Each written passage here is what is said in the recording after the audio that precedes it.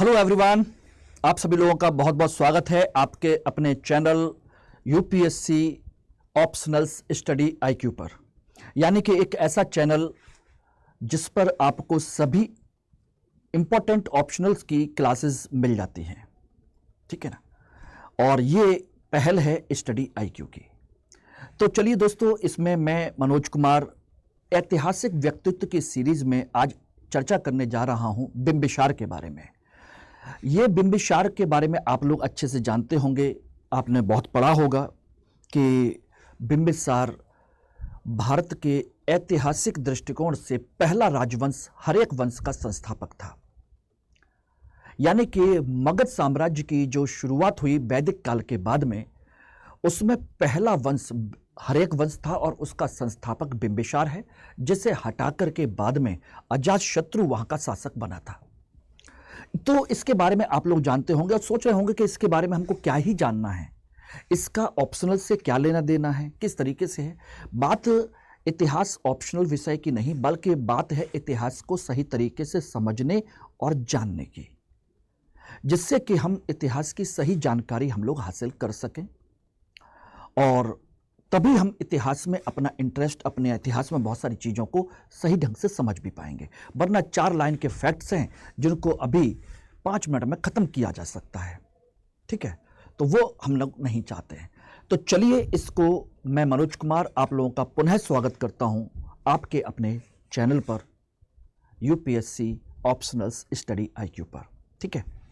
तो इसमें हम बात करें तो उससे पहले मैं आपको बता देता हूं कि ये मेरा नाम मनोज कुमार और ये मेरा कोड है MK लाइफ, जिसके थ्रू अगर आप स्टडी आईक्यू के ऐप पर कोई भी कोर्स, बुक्स या कुछ भी परचेज करते हैं तो इसका कोड लगाएंगे तो आप लोगों को अच्छा खासा डिस्काउंट भी मिल जाएगा। ये मेरा टेलीग्राम चैनल है, इंस्टाग्राम है, ये मेरी मेल आईडी और टेलीग्राम व्हाट्सएप नंबर है। अगर आपको इतिहास से संबंधित या कोर्स से संबंधित कोई भी डाउट होता है, कोई भी चीज़ होती है, तो इजीली आप इसको इस्तेमाल कर सकते हैं। यहाँ पर अपनी कोई भी क्वेरीज पूछ सकते हैं। और ये बारकोड है टेलीग्राम का, ओके। तो चलिए इसको हम लोग स्टार्ट करते हैं। बिंबिसार देखने में लगता है कि इस तरह का फोटो होगा, लेकिन हकीकत में कैसा था ये हम में से कोई भी नहीं जानता। एक शासक है ये पहली बार मगध वंश का। मगध जो साम्राज्य खड़ा हुआ, मगध महाजनपद जो था,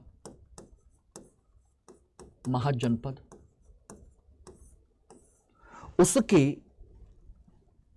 पहले वंश का शासक है, संस्थापक है।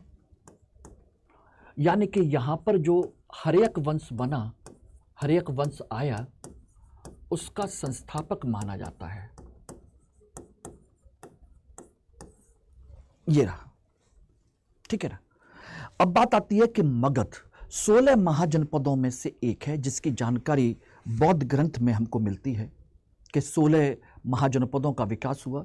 वैदिक काल में पहले जनवाए, जन के बाद में जनपद बने, जनपद के बाद में महाजनपद बने, ठीक है ना। और आपको थोड़ी सी चीजें मैं आपको स्पष्ट करता चल रहा हूं कि मगध महाजनपद की पहली जानकारी ध्यान रखिएगा, वो मिलती है अथर्ववेद में। अथर्ववेद में तो मगध महाजनपद का पहला उल्लेख अथर्ववेद में मिलता है। उसके साथ में महाभारत और पुराणों में भी मिलता है, ठीक है।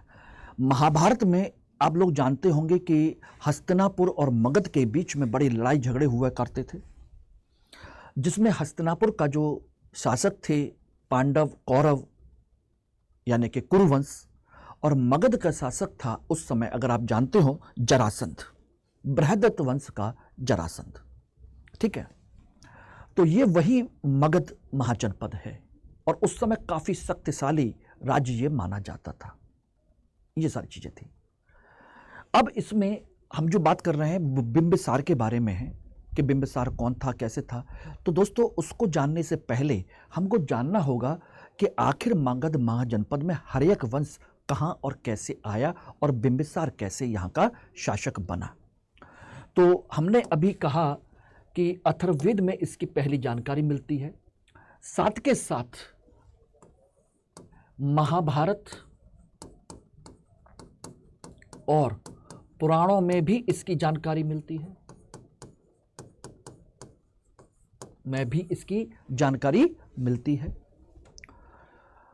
हर्यक वंश से पहले ध्यान रखना, मगध के बारे में अगर हम बात करें तो मगध के बारे में सबसे पहले जो एक जानकारी मिलती है कि मगध पर हर्यक वंश से भी पहले जो राजवंश था उसका नाम था बृहद्रथ वंश।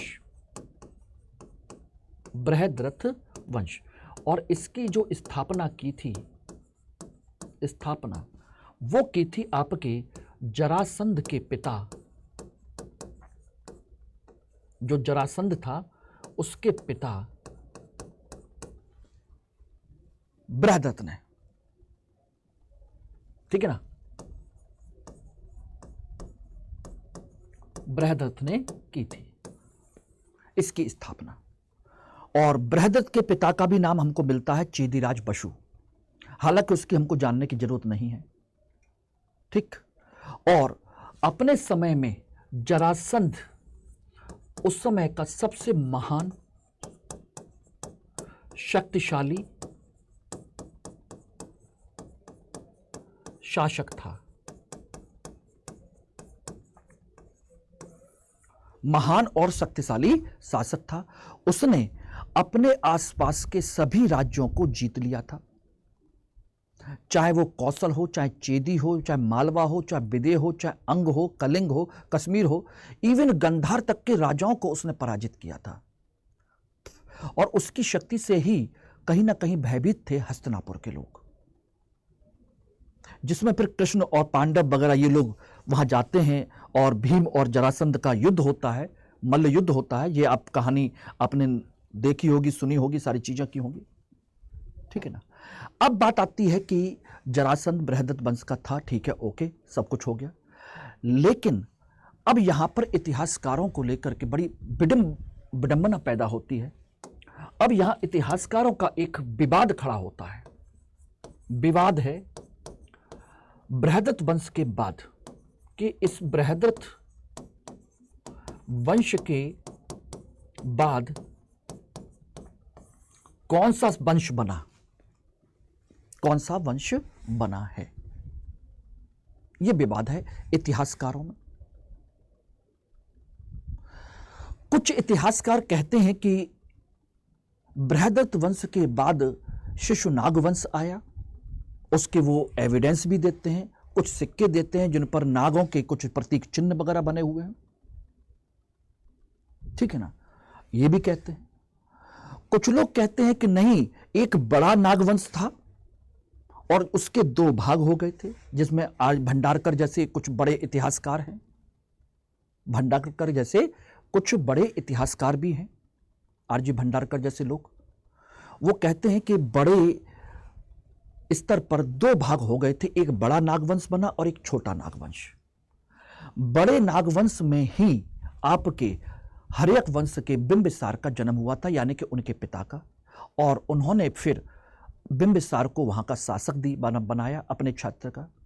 और बिंबिसार के वंश में यानी कि हर्यक वंश में धीरे धीरे क्या हुआ, पितृहंता की परंपरा शुरू हो गई, यानी कि एक पुत्र अपने पिता की हत्या करता है, जैसे अजातशत्रु ने बिंबिसार की थी, ठीक है। तो ये एक परंपरा शुरू हो गई। तो आगे जाकर के जनता ने, और जो दूसरा नागवंश था, जो छोटा नागवंश था, उसका नेतृत्व किया था शिशुनाग ने, और शिशुनाग ने बिंबिसार के वंश को हटा करके अपना शिशुनाग वंश बना लिया, यानी कुल मिलाकर के दोनों नागवंश ही थे। यह ऐसा इतिहासकारों का कहना है, लेकिन हम कितना सच है कितना झूठ है ये हम इस पर विश्वास नहीं करते हैं, हम अपनी बात कहना पसंद करेंगे। लेकिन हाँ, बताना मेरा उत्तरदायित्व था कि आप लोगों को सही जानकारी मिल सके, ओके। यानी कि एक तरीके से कह सकते हैं कि बिंबिसार शिशुनाग वंश के उत्तराधिकारी थे, ये इसमें कोई शक नहीं है। ये बात सभी मानते हैं कि शिशुनाग वंश से पहले आपका बिंबिसार का वंश आया। अब चाहे ये बड़े नागवंश के हों और चाहे हर्यक वंश के हों, लेकिन कुछ इतिहासकार ये भी कहते हैं कि हर्यक वंश बड़े नागवंश की ही एक शाखा थी जिसकी स्थापना बिंबिसार ने की थी। ओके, क्लियर है? ये बात समझिएगा। तो यहां पर कुल मिलाकर के निकल के आता है कि बृहदत वंश के बाद हर्यक वंश आया था और इसकी स्थापना बिंबिसार ने की थी। ये सभी इतिहासकार जनरली मान लेते हैं और यही सत्य भी है, बिंबिसार ने की थी। अब कैसे मान लेते हैं, इसके पीछे भी एक कहानी है, छोटी सी कंसेप्ट है कि बिंबिसार यहां का पहला शासक बना था। इसका लेकर के आपके कई सारे एविडेंस हैं, कई सारे चीजें हैं, जैसे बौद्ध ग्रंथ है, बौद्ध ग्रंथ हैं और कई सारे कहा जाए पुराण हैं, ठीक है ना। अश्वघोष का बुद्ध चरित है, ठीक है। तो अश्वघोष एक बहुत बड़े विद्वान हैं, अश्वघोष, उनकी किताब है बुद्ध चरित। इन्होंने कहा कि बिंबिसार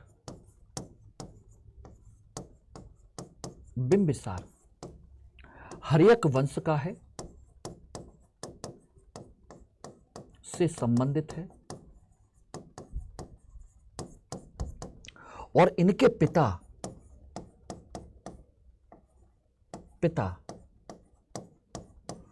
भट्टिय ने 15 वर्ष की आयु में इन्हें शासक बनाया।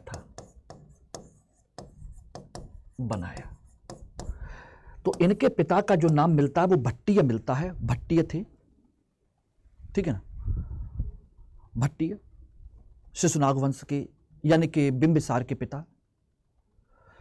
तो भट्टी ने इन्हें 15 वर्ष की आयु में उसका शासक बना दिया था, सारी चीजें हो गई थी और इस तरीके से ये माना गया 544 ईसा पूर्व में, ठीक है ना।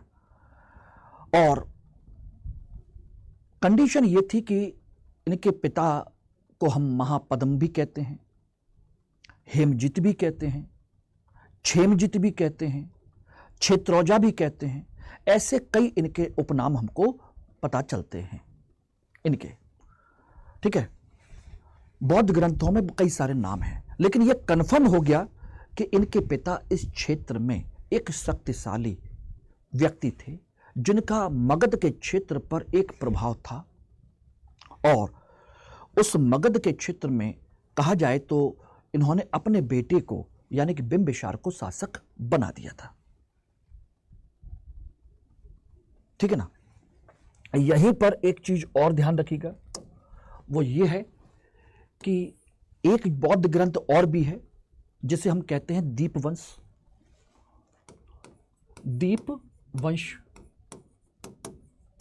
दीपवंश में इनके पिता का नाम मिलता है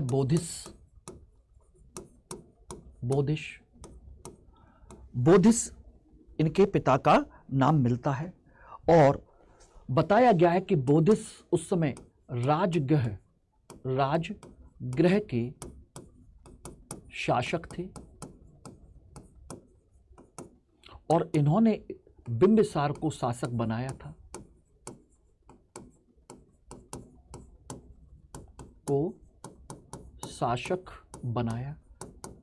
यह अलग अलग ग्रंथों से हमको जानकारी मिलती है। यानी कि यह इतना कन्फर्म हो गया कि बिंबिसार से पहले इनके पिता यहां पर चाहे बोधिस नाम हो, चाहे भट्टिय नाम हो, चाहे क्षेत्रौज नाम हो, क्षेमजित नाम हो या महापद्म नाम हो, कुछ भी हो, लेकिन वो यहां कर एक शासक वर्ग में से एक थे और उन्होंने ही अपने बेटे को शासक बनाया था। क्लियर हो गया? यह कंडीशन थी।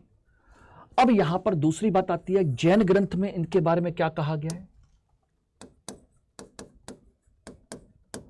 जैन ग्रंथ में इन्हें श्रेणिक कहा गया है,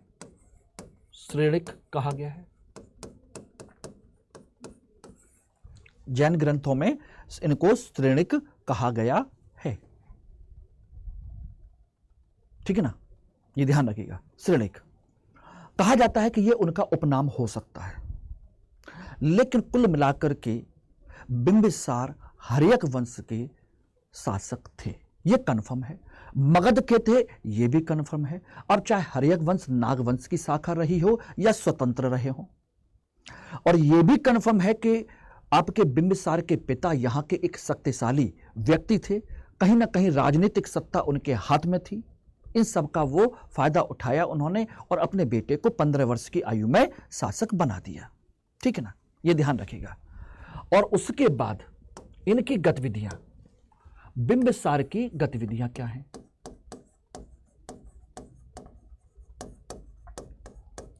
इनकी गतिविधियां हैं, सबसे पहले तो इन्होंने क्या किया, अपनी एक नई राजधानी बनाई, गिरिब्रिज। नई राजधानी का निर्माण किया,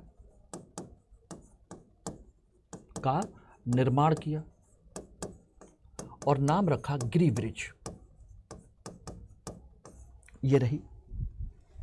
ठीक है ना। दूसरा इन्होंने क्या काम किया, अपने समय के सभी, लगभग सभी राजवंशों से वैवाहिक संबंध बनाए, संबंध बनाकर के कूटनीतिक स्थिति, कूटनीतिक चाल चली, यानी कि अपने विरोधियों को नियंत्रित करने का प्रयास किया, अपने विरोधियों को नियंत्रित करने का प्रयास किया। जैसे हम कह सकते हैं तो लिच्छवी राजकुमारी चेलना, ठीक है ना, आपके कौशल के महाकौशल जो शासक थे और प्रसेनजित जो शासक थे, उनकी बहन महाकौशला, कौशल की राजकुमारी महाकौशला देवी, उनसे विवाह किया महाकौशला से। मद्र देश की राजकुमारी क्षेमा से, मद्र की राजकुमारी क्षेमा से। ऐसे कई और उन्होंने वैवाहिक संबंध स्थापित करके अपने समय के महत्वपूर्ण कूटनीतिक प्रयास को बढ़ावा दिया था, अंजाम दिया था, जिससे कि इनके राज्य को सुरक्षित रखा जा सके।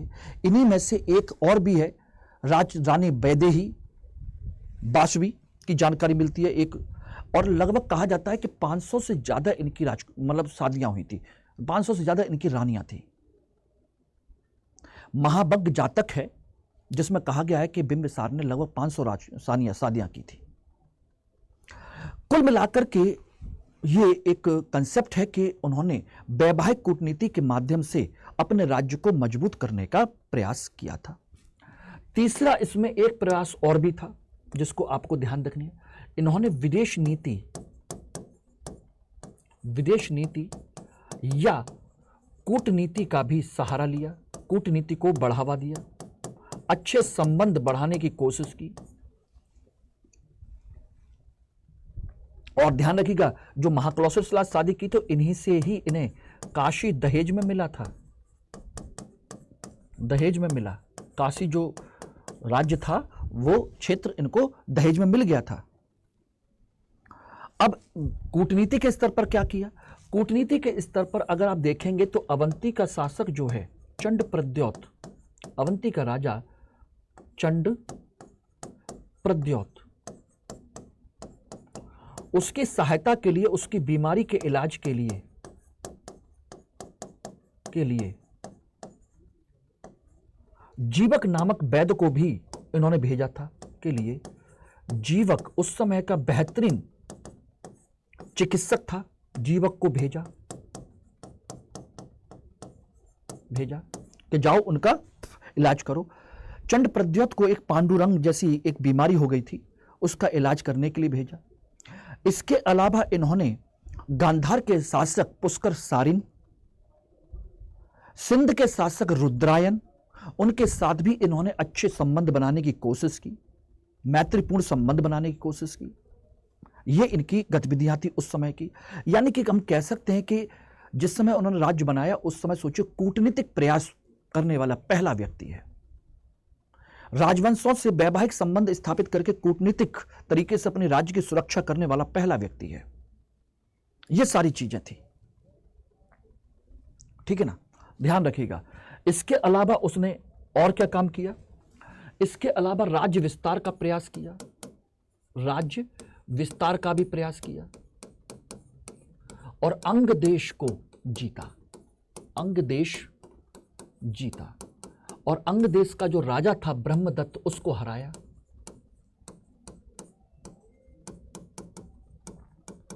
कहा जाता है कि ब्रह्मदत्त ने उसके पिता को कभी हराया था, उसके पिता को कभी नीचा दिखाया था, इसलिए उसने इसको भी हराया और यही अंग देश पर उसने अपने बेटे अजातशत्रु को वहां का उपराजा नियुक्त किया था, वायसराय बना दिया था एक तरीके से। और यहां से जो आपकी विजय की प्रक्रिया शुरू हुई, राज्यों को जीतने की प्रक्रिया, वो आपके कलिंग युद्ध तक जाकर के खत्म हुई है। यानी कि मगध साम्राज्य की शुरुआत, मगध साम्राज्यवाद की शुरुआत यहीं से होती है। यही आज की क्लास का सबसे बड़ा इंपॉर्टेंट टॉपिक है। यानी कि हम कहा जाए तो हम कह सकते हैं कि यहीं से मगध साम्राज्यवाद की शुरुआत हुई। मगध साम्राज्यवाद की शुरुआत, और यह शुरुआत हुई और अंत हुआ अशोक द्वारा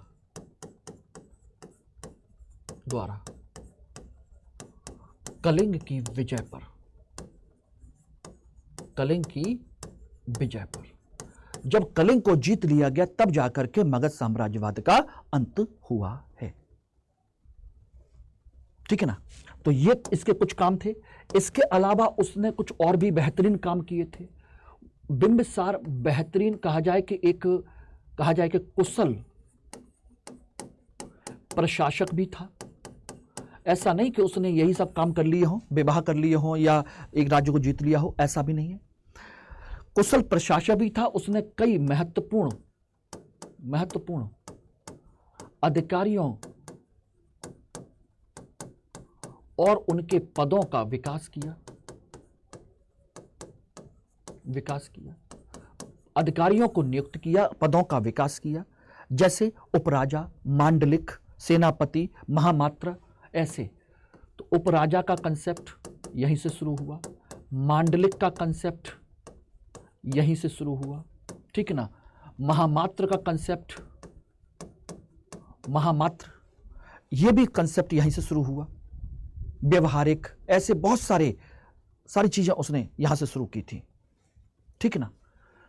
दूसरा, पहला शासक, भारतीय इतिहास का पहला शासक जिसने स्थायी सेना रखी,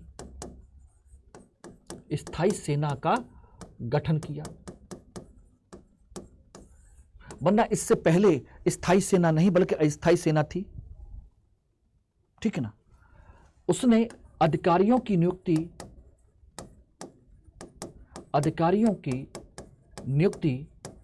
उसने ऐसे ही नहीं की बल्कि परीक्षण के आधार पर शुरू की, परीक्षण के आधार पर शुरू की।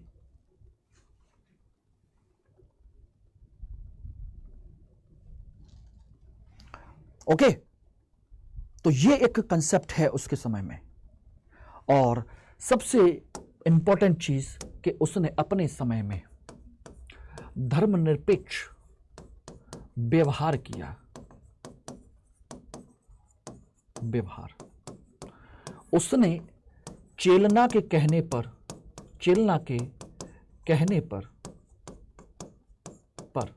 ध्यान रखना, जैन धर्म अपनाया,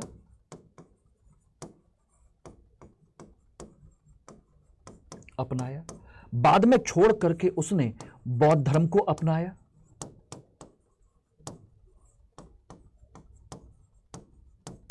बाद में इसको छोड़ करके उसने क्या किया, बौद्ध धर्म को अपना लिया। महात्मा बुद्ध के जब उनके क्षेत्र में आए, सारी चीजें हुई, उनके प्रभाव में आकर के उसने बौद्ध धर्म को एक्सेप्ट कर लिया।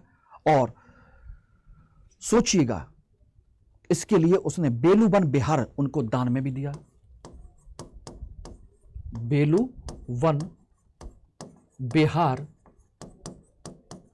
दान दिया, पूरा एक संघ दान दिया, साथ के साथ संघ क्षेत्र भी उनको दान दिया कि जहां पर बौद्ध भिक्षु वगैरह रह सकें। और केवल इतना ही नहीं, उसने बौद्ध धर्म को तो बढ़ावा दिया ही दिया, जैन धर्म को भी अपनाया, लेकिन किसी धर्म से उसने कोई भी ऐसी बात नहीं की जिसकी कोई वजह से कोई नाराज हो, बल्कि चंपा के प्रसिद्ध ब्राह्मण सोमदंड को वहां की संपूर्ण आमदनी दान दे दी उसने। चंपा के ब्राह्मण सोमदंड को संपूर्ण आमदनी दे दी, चंपा की आमदनी दे दी, दान दे दी कि जाओ ठीक है भाई रह लो। लेकिन जिसने इतना 55 साल तक बेहतरीन राज्य किया हो, उसका अंत उतना बहुत ही ज्यादा बुरा हुआ, बहुत बुरा हुआ। कैसे? इसके पुत्र अजातशत्रु ने इसको कारागार में डाल दिया। ऐसा क्यों हुआ?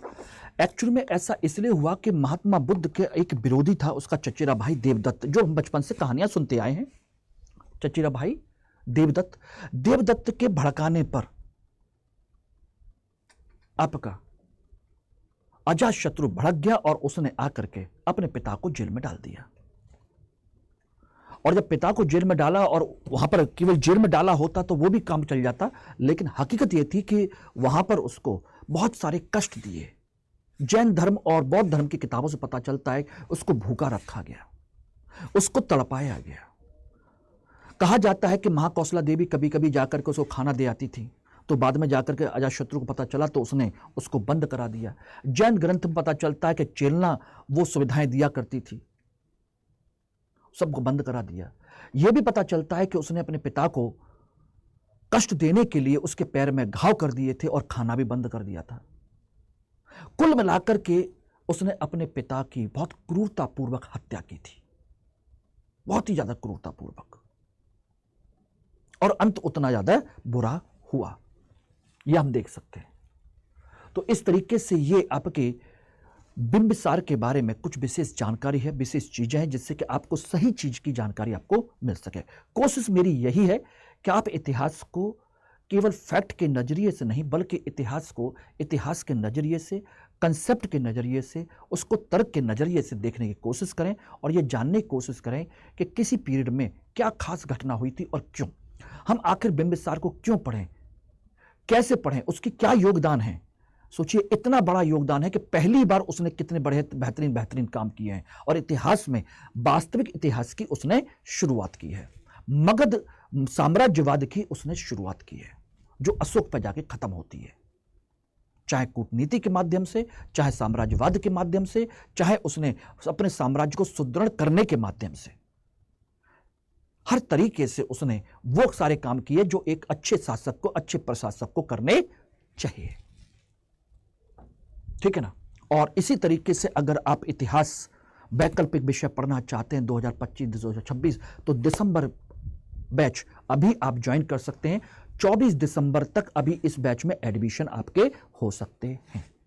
तो अभी आप लोगों के लिए ये एक अच्छा मौका है कि आप मेरे साथ इस बैच में ज्वाइन कर सकते हैं, और फीस होगी मात्र 14,999 रुपये MK लाइव कोड के साथ में।